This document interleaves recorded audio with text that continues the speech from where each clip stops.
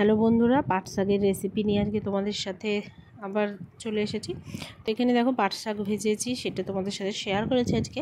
তো তার জন্য আমি কিছু পাট শাক নিয়ে নিয়েছি। তো পাট শাকটাকে বেছে ধুয়ে নিয়েছি। তো এখন পাট শাক অনেকই নরম, তো শিরার ছাড়ানোর কোনো প্রয়োজন পড়ে না।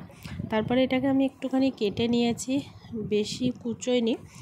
তো এবার আমি কড়াইয়ের মধ্যে দিয়ে দিলাম তেল, এতে দিয়ে দেবো কালো জিরে ফোড়ন।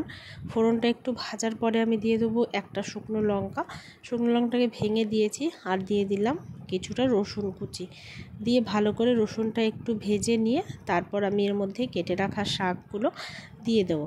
তো তোমরা দেখো একটুখানি কিন্তু হয়ে যাবে শাকটা। তো এখন যেহেতু বাজারে অনেক পাট শাক উঠেছে, তো তোমরা এই রেসিপিটা অবশ্যই ট্রাই করতে পারো, আর ট্রাই করে আমাকে জানিও যে তোমাদের কাছে কেমন লাগলো, বা তোমরা আর কি রেসিপি পাট শাক দিয়ে খাও। তো এর মধ্যে দেখো নুন আর হলুদ দিয়ে দিলাম, নুন হলুদ দিয়ে ভেজে নেবো। তো মধ্যেখানে আমি একবারই চাপা দিয়েছিলাম, বেশি চাপা দিইনি। তো এখানে দেখো ভালোভাবে কিন্তু আমি চাপা দিয়ে তারপরে ভেজে নিচ্ছি। তো একটুখানি নুনটা চেক করে নেবে, আর এর মধ্যে দিয়ে তেল দিয়ে ভালো করে ভেজে নেবে। ব্যাস হয়ে গেল পাট শাক ভাজা রেসিপি। তো তোমরা দেখলেই যে কতটা ছিল আর কোনটুকু হয়ে গেল ভাজতে।